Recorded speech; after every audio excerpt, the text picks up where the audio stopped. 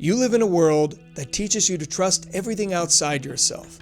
Experts, algorithms, other people's opinions, while completely ignoring the wisest advisor you'll ever have, your higher self. The part of you that exists beyond your physical body, beyond your thoughts and your daily worries.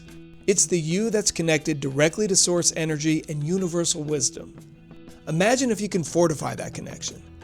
Imagine the confidence you'd feel, knowing that every move you make isn't just spur of the moment or off the cuff, but in sync with your divine purpose. Today I'm going to share a few powerful ways to strengthen the connection with your wisest advisor, your higher self, and help you tune back into the cosmic guidance system that you were born with.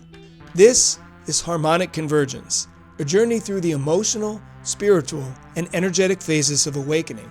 Right now, we're in Chapter 3, Trust. From a young age, you were conditioned to look outside yourself for answers, to follow someone else's rules. At first, it can be helpful to learn how to navigate this existence, but over time, this conditioning boxes you in.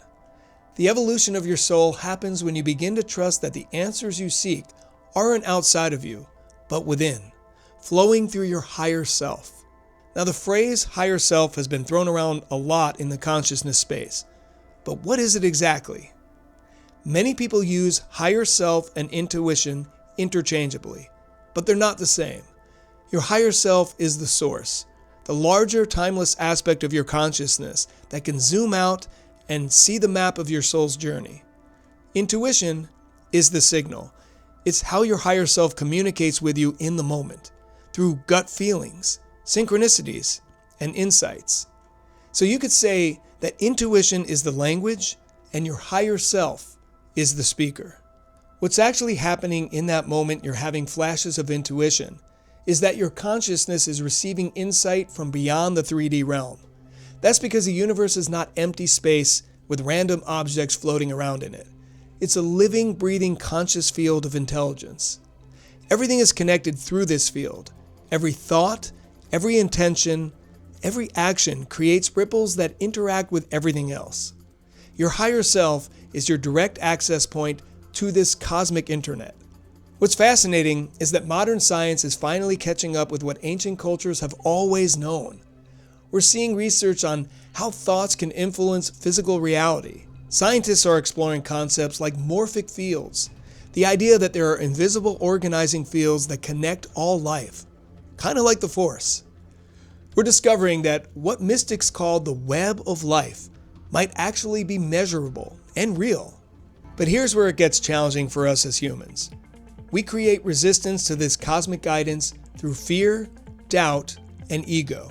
It's like static on a radio. The signal is always broadcasting, but when we're operating from fear of making the wrong choice, fear of what others may think, fear of change, we create energetic friction that disrupts our reception. Doubt works the same way. When we second-guess that inner knowing, we're changing the channel away from our higher self's frequency. And this is because our ego wants to always be in control. It wants to figure everything out, to plan, predict, and protect. But the cosmic flow operates on a different level. It sees patterns and possibilities that the ego mind simply can't compute. So when we try to control everything from our limited perspective, we cut ourselves off from the infinite intelligence that's trying to guide us. So how do you tune back in? How do you differentiate the clear, loving guidance of your higher self from all the mental chatter and external noise?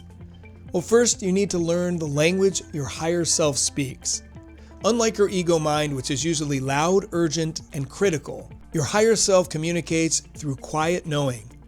It's that gentle nudge, that sudden clarity, that sense of rightness that doesn't need to be justified.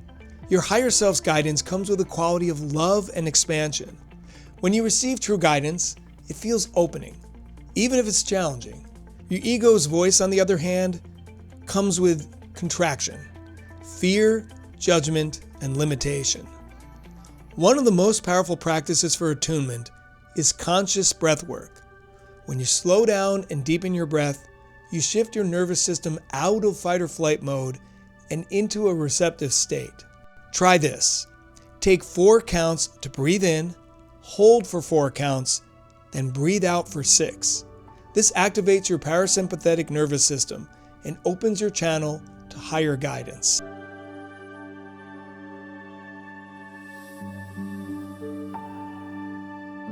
Nature is another incredible portal for connection. When you spend time in natural settings, whether it's a forest, by the ocean, or even just sitting under a tree, you're plugging into the Earth's frequency.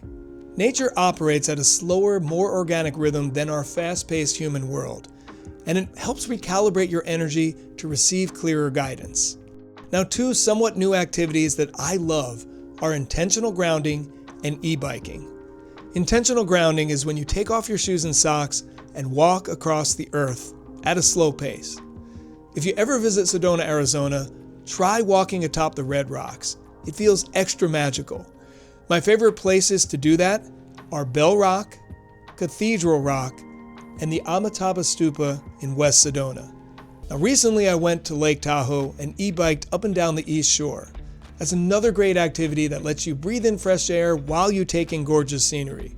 And since the bike has an electric motor, you can go fast, even uphill. Intention setting is also an excellent way to connect to your higher self. But don't try to control an outcome. Just set an intention to be guided. Ask your higher self, show me what I need to know. Guide me to my highest good. Then pay attention to what shows up. That's exactly how I found my soulmate. I had just gotten over a relationship that was less than stellar and was finally ready to put myself back out there. Now, I kept getting sign after sign pointing to a specific online dating site. Now, I'd never done online dating, and so I was very hesitant to try it. But then one day, I bumped into a friend who I hadn't seen in years. He shared how he met a wonderful woman on the exact same site that I was considering. Not only did he urge me to create a profile, but he helped me do it. And pretty quickly after, I met my wife. So when you see signs, follow them. Inspired action always leads to positive results. Another great way to tune to your higher self is creative channeling. When you're in a flow state, you're bypassing your thinking mind and forging a direct conduit for higher wisdom. Some of my best insights have come while songwriting, editing, and even sketching, which I'm not very good at. But regardless, it helps me slip into a flow state and connect with divine energy. Now, there are some challenges that may arise as you raise your vibration. For one, old patterns are going to resurface. This isn't a sign that you're doing something wrong. It's actually a sign that you're doing something right. Fears, limiting beliefs, and past traumas will reveal themselves as you do the inner work. But they're only resurfacing so that you can release and clear them. And this is where surrender and trust become essential. Your human mind wants to control the process, but your higher self operates from a much bigger perspective. It sees the entire journey, not just the next step. Learning to surrender doesn't mean becoming passive. It means releasing your death grip on how you think things should happen and allowing your higher self to orchestrate the details. As you deepen this connection, you'll also need to cultivate what I call an energetic sanctuary. This means becoming conscious about who and what you allow into your energy field. Not everyone will understand or support your journey of awakening, and that's okay. But you need to protect your energy so you can maintain your connection. This might mean setting boundaries with people who drain you, limiting exposure to negative media, or creating sacred spaces in your home that support your growth. When you start living in consistent alignment with your higher self, everything begins to shift. Your relationships become more authentic because you're operating from your truth rather than trying to please everyone. Your career starts to align with your purpose. And you'll notice that decision-making becomes easier. Instead of agonizing over pros and cons lists, you'll feel into what's right for you.